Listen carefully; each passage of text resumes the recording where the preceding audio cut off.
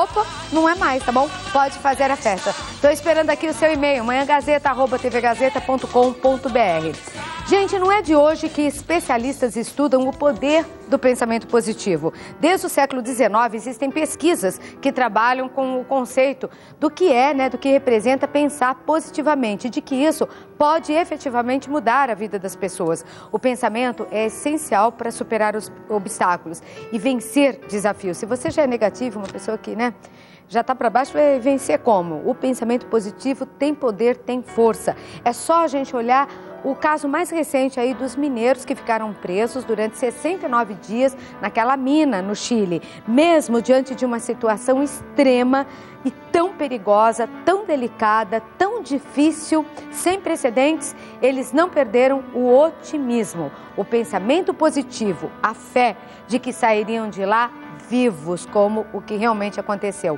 Eu estou recebendo aqui no programa o Anderson Cavalcante, que é escritor, palestrante. Tudo bem, Anderson? Tudo bem. Prazer conhecê-lo pessoalmente, viu, Anderson? É todo meu estar aqui com você. Para a gente poder conversar um pouquinho sobre o pensamento positivo. O pensamento positivo e fé tem o que em comum?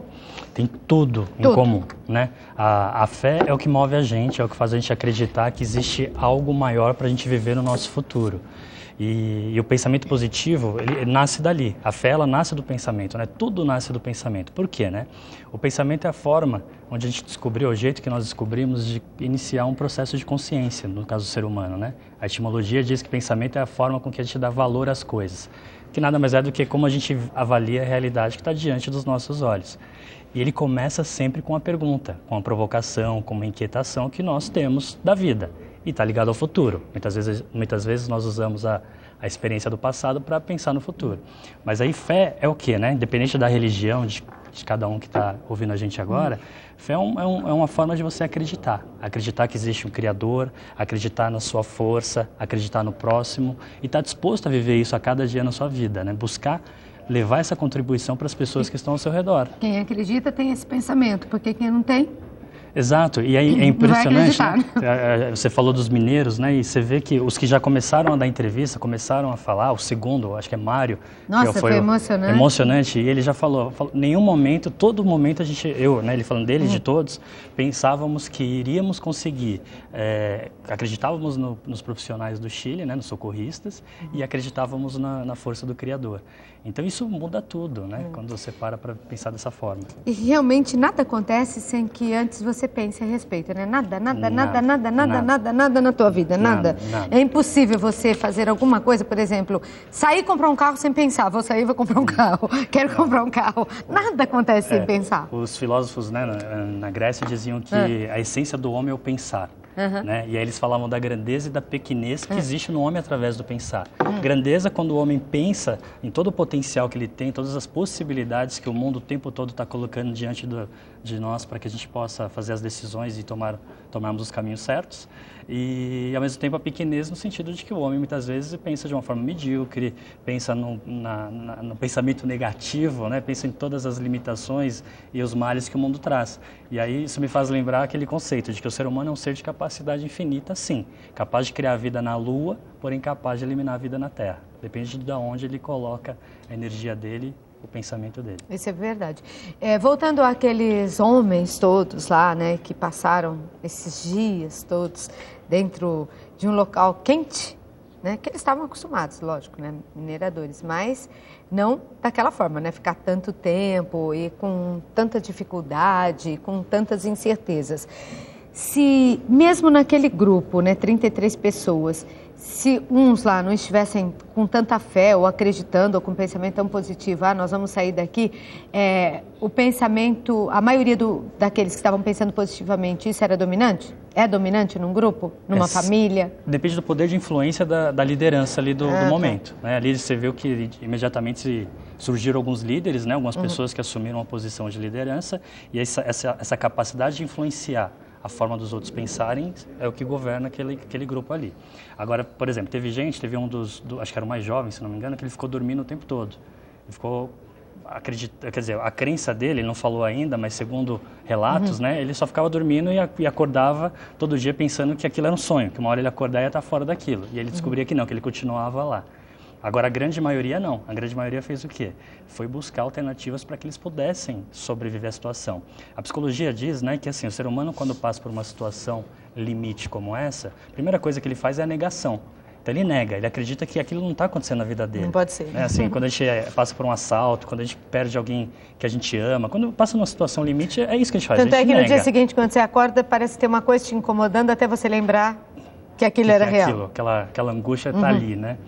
Aí a segunda fase que eles falam é da indignação. Por que comigo, né? Por que eu tinha que estar aqui essa hora? Teve um dos 33, era um mecânico que entrou lá na mineradora para trocar o pneu do caminhão. Nossa, olha que loucura, né? Caramba, tinha nada a ver com o negócio. E o terceiro estágio, que é o mais importante, é o da aceitação. O que é o da aceitação? Quando você passa pela negação e pela indignação e você aceita que aquela realidade que você está vivendo naquele momento, ela é verdadeira, você começa a mudar o seu jeito de pensar, você começa a buscar alternativas para que você saia daquela situação. E é interessante, no caso dos mineiros, que 5 dias eles ficaram sem nenhum contato, achando que iam ficar lá e iam morrer, e cada minuto com tempo, e depois do 5º dia eles começaram a ouvir o barulho, né? E aí é legal você ver que eles estavam...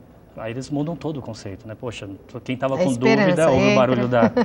Aí entra uma senhora chamada Esperança na história. Exatamente. Agora, eu te perguntei isso porque eu queria transferir essa situação para dentro de um lar, de uma casa, da sua casa talvez aí. Adianta, assim, se alguma pessoa é muito negativa, tem um pensamento negativo, é para baixo, é muito depressiva, triste, quer dizer, sempre muito negativa. Isso pode influenciar um ambiente todo, não? Porque você falou, depende da influência ali, no caso, mais pessoas, né, do líder. Sim. Essa família vai para frente com alguém tão negativo? Como mudar uma situação como essa? Pode influenciar, sim, mas eu tenho uma visão que eu acredito muito, assim, no jeito de pensar diferente. Uma pessoa, eu acho que é o Osho que fala isso, né? Uma pessoa te tira do sério uma vez, foi porque ela quis. A segunda vez foi porque você permitiu. Então você imagina assim, você está num casamento, numa situação com alguma pessoa que não te valoriza, que não te... E você já sabe, o filme está se repetindo.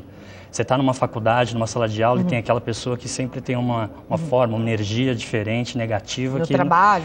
No trabalho, em qualquer outro ambiente. E você continua vivendo aquilo. Então se a pessoa, a primeira vez que você não a conhecia, ela tem uma postura que não te agrada e você decide experimentar todas as emoções e sentimentos que aquilo te traz, é uma coisa. Agora, se todo dia, né? Tem gente que todo dia entra na Marginal Pinheiros aqui em São Paulo, pega o trânsito que está todo dia daquele jeito e fala assim, nossa, não tem um farol na Marginal e ela está parada, todo dia. Então, assim, se o trânsito incomoda essa pessoa todos os dias, ela tem que mudar o jeito dela pensar. Como? Que é a sua pergunta, né? A pessoa consegue mudar? Você só vai ser influenciado se você não tiver um propósito maior. Se você não tiver uma missão maior. Como assim? Se você tem um sentido para a sua vida, algo que nem no caso dos mineradores, né, tudo que serve para o nosso dia a dia.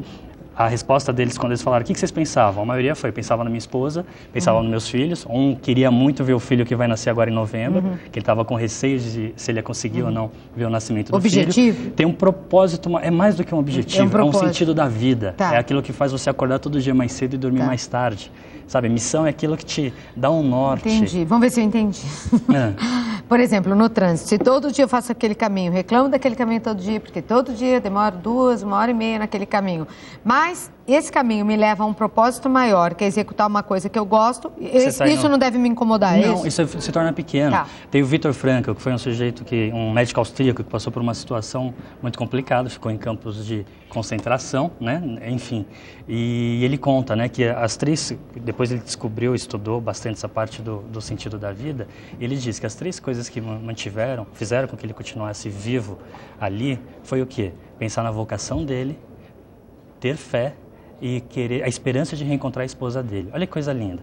Então, a vocação é o quê? Vocação é o chamado, né? Vem do vocare, que é o chamamento. É aquilo que faz você todo dia sair para fazer alguma coisa. Então, se você está indo para o trabalho e lá no trabalho você realiza o seu propósito maior, a sua vocação, você sabe que você está contribuindo para um número de... Que nem você, quando vem para cá, deve ser uma delícia acordar todo dia e saber que você vai realizar o seu propósito e falar com tanta gente nesse Brasil. Mas para dizer a verdade, eu venho todo dia xingando por causa do trânsito, mas agora eu vou mudar meu pensamento. Então, mas olha, quando você pensa... Eu venho, mas você fala, não é possível, nesse horário, 2 horas de trânsito, ninguém merece. Mas olha, quando você pensa na sua vocação, quando você pensa na fé, na contribuição que você leva para as pessoas... Isso se torna pequeno. E você pensa, que nem no caso do Vitor, que era reencontrar a pessoa amada, esses percalços se tornam pequenos, porque é muito grandioso. Deve ser a mesma coisa. Exatamente. A gente sabe que o amor e o ódio, eles andam juntos.